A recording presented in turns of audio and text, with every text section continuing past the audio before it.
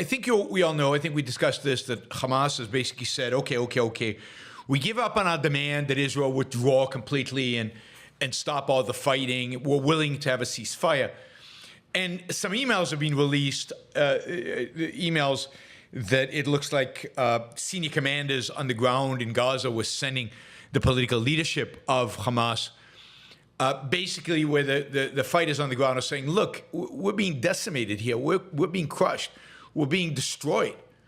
You've got to give us a ceasefire. We need a ceasefire. We cannot continue like this.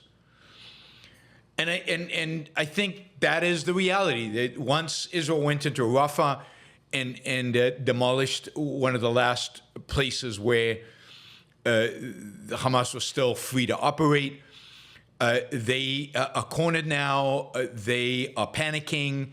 The destruction, the physical destruction of infrastructure, buildings in Gaza is just horrific. There's almost nothing standing. And they have lost, hard to tell, anywhere from a third to 50% of their manpower, probably closer to 50% if you account for the injured and the prisoners. They probably lost over 50% of their manpower. And they are panicking. There's good reason to believe that Israel knows where Sinwar is. There's good reason to believe Israel knows where most of the hostages are, at least the ones that are alive. And Israel's not doing anything for fear of getting the hostages killed. So there's probably good reason to believe that they are slowly closing in on those locations and about to strangle them. Sinwar, the leader of Hamas, is in hiding. He's been in hiding since the beginning. And it looks like the political leadership of Hamas in Qatar is ignoring him. He wants to keep on fighting. Not that he's doing any fighting, he's just in hiding. But it looks like the political leadership of Hamas is willing to ignore him and basically cut a deal with Israel. Israel looks like it's willing to cut a deal, partially. If it cuts a deal with Hamas, Hezbollah said that it too would stop the fighting, the shooting. Israel basically faces a choice right now. It has to either cut a deal with Hamas, or it needs to complete the job in the Gaza Strip, and it needs to invade Lebanon. This government, I've told you, Netanyahu from the beginning, is weak. This government is pathetic, worse than pathetic. I mean, the more I read about this government, the more I want to throw up. I mean, they're so disgusting. Everything I said about Netanyahu is true and in many respects worse than what I thought. As I told you, right in the beginning of this war, they should have launched preemptive strikes on Hezbollah. They should have invaded Lebanon and Gaza at the same time. They should have done that with massive force, not considering the Biden, not considering the global community, not considering anybody. They should have done it in the first week when they had international support behind them. And they should, and by then they could have completely crushed the Hezbollah and Hamas, and it would have been all over 6 months ago. Instead, they're in a quagmire. They're in Gaza. They're destroying Hamas, but it's slow. It's taking forever. The world is pissed off and on their back and unhappy. We've basically, I don't know if you know this, but basically, the very north of Israel has been evacuated. So all the civilians who used to live in the towns and cities on the very north of Israel have all been put up in hotels in the center of Israel. And basically, people's lives have been completely disrupted for 9 months now. I mean, I can't think of a bigger default on a government's responsibility, right? October 7th, the biggest default. This, the second biggest default. A government is there to preserve security. It's there to maintain the safety of its citizens. It's not there to evacuate them. Basically, Israel has ceded territory to Hezbollah, given Hezbollah the north of Israel. Now, Hezbollah doesn't occupy it, But might as well, because Israelis cannot function freely there.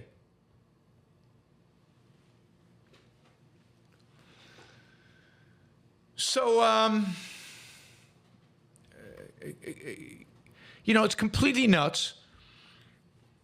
And the situation is not getting better. Israel, the Netanyahu government does not want to go to war in Lebanon. In the meantime, it has its own disputes internally. We talked about drafting the ultra-Orthodox. But also, the government is spending, like the Israeli economy is in a massive recession. Massive recession. Why? Because the most productive people in the Israeli economy right now are basically in Gaza, fighting. The high-tech entrepreneurs, the programmers, the biotech engineers, they're in uniform with, guns and tanks and in special forces units fighting in Gaza. They're not building, creating, making stuff. And in the north of Israel, it's been evacuated.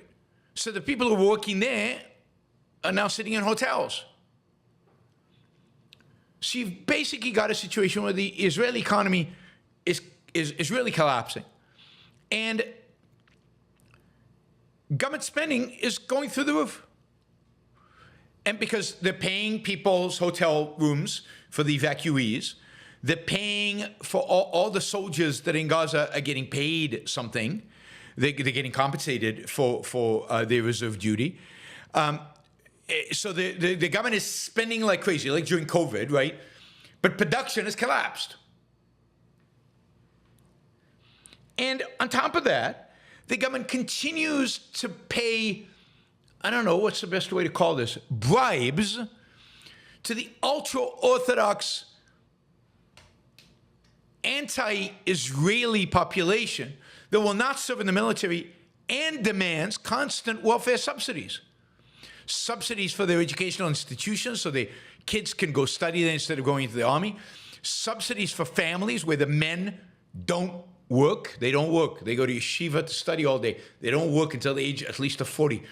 The Israeli government subsidizes them. I mean, the Israeli government. Israelis, the productive sector in Israel, subsidizes the largest unproductive sector in the whole state, which is the ultra-Orthodox Jews. At least the Arab population doesn't go to the army and is working. God. In Israel. And right now they're fighting over a bill that would give them even more money. And the fight is not even on principle. It's about who gets in what cabinet. I mean, the absurdity, the ridiculous nature of Israeli politics. And Netanyahu is so incompetent. I mean, I don't have the words to describe and convince Americans who've been enamored by his speeches on how bad this guy is, how much of a monster he is, how much of an unprincipled, power-lusting pragmatist he is. And that almost anybody, his clerk, would be a better prime minister than Netanyahu is today. And even though it's in the midst of a war, of course Scott likes him. Scott's, as usual, ignorant and obsessed with him not being left. Even in this midst of a war, elections should be held. This guy was responsible for October 7th. It was under his watch, not just his imminent watch, but 14, 15 years of being prime minister, his watch. He's the one who did not defeat Hamas under several opportunities that he has. He's the one that did not defeat Hezbollah. He is responsible of any of the generals who've already resigned, as responsible of any politician in all of history for the consequence of allowing one's enemy to gain that kind of strength, to achieve the kind of power. that would eviscerate your own people.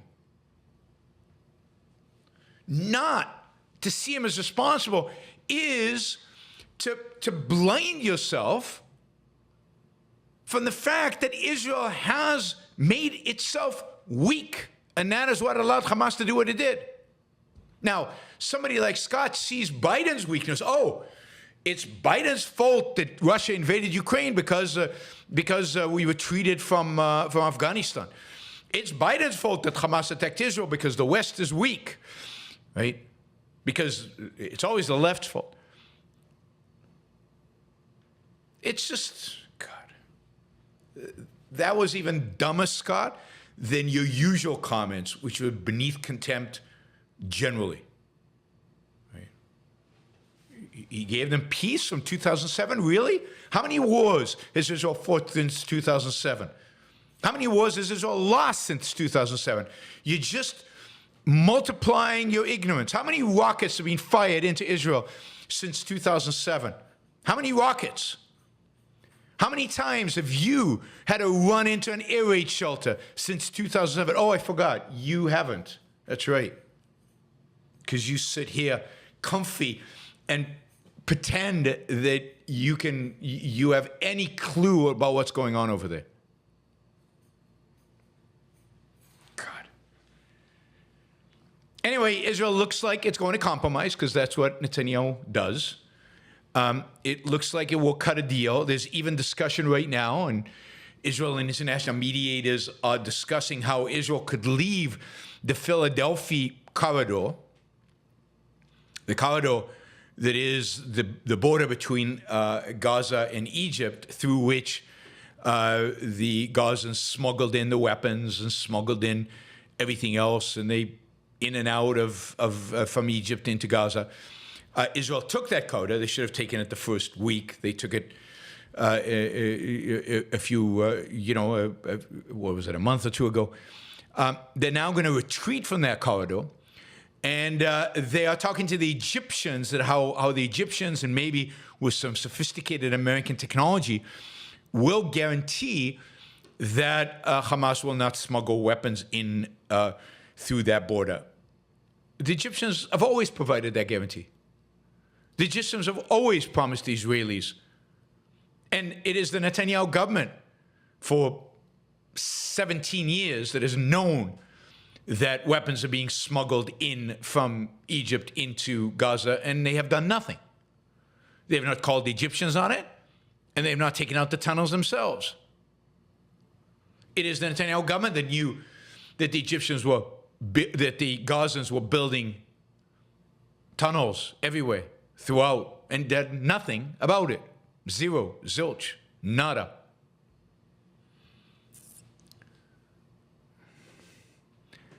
Anyway, Israel is actually considering leaving the Philadelphia corridor and putting their trust in the Egyptians again. I mean, this is so pathetic. So pathetic that it's hard for me to imagine. I interviewed on my show in Hebrew on Sunday. I interviewed an Israeli politician. What was her name?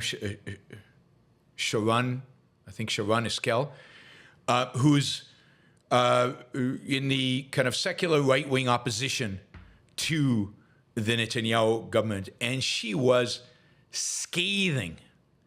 She used to be in the same political party with Netanyahu. She was in the Likud. She was an MP under Netanyahu. She's still an MP, but in a different political party. Her analysis of Netanyahu and this government was just scathing. It was so good to hear an Israeli politician who is not, let's say, of the left and is not of some wacky, crazy religious right, actually go after him and his government and everything that they have done. Literally she said, everything they have done, militarily and economically, since October 7th has been wrong, weak, pathetic. They have spent money. They have spent it on stupid things. When I asked her, what would you have done differently in terms of the economics, she said, I would have done everything the opposite of what the government did. It would have been better. And then she said, not attacking Hezbollah, not unleashing everything we had on Gaza was a massive mistake. I thought she was pretty amazing. So I'm a fan. The interview is in Hebrew. It's on the Iran Book Show channel. It's from Sunday. Anyway, you can probably find her Sharen, Sharen, Haskel, Haskel, I think. You can find her on Twitter. She's very, very good. I don't know how often she tweets in English, but she was really good. Anyway, Netanyahu has to go. He has to go. He's more destructive to Israel than Biden has ever been. Biden has ever been. So now I've known Sharen Eskel for a long time. We've met in the past. She's always been fairly good on economic issues, but I didn't know she was this good on security issues. But she was exceptional. So maybe there's some hope for Israel with the next generation of politicians. But one thing is essential in Israeli politics: Israel cannot mature, cannot survive the current crisis, cannot move forward unless Netanyahu is eliminated from the Israeli political scene. He is poison. Again, I can't express how strongly I think this, and I think this is true now of most rational Israelis, both on the right, the center, and the left. Those demonstrations you see in Tel Aviv to do away with this government, that is not the left. There basically is no left in Israel. The left in Israel is very small. That is not the left. Those are rational people who want to get rid of this disastrous, religionist, power-lusting government that has been and is a disaster for the state of Israel, and that does not have the courage, not have the backbone, not have the integrity to resign, given how pathetic they have been.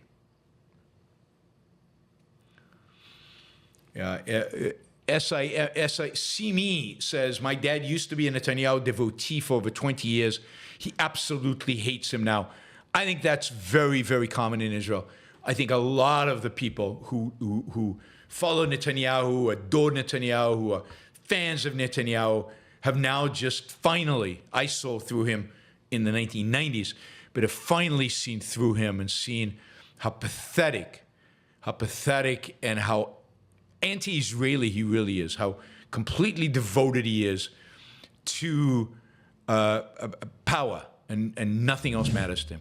Nothing else matters to him.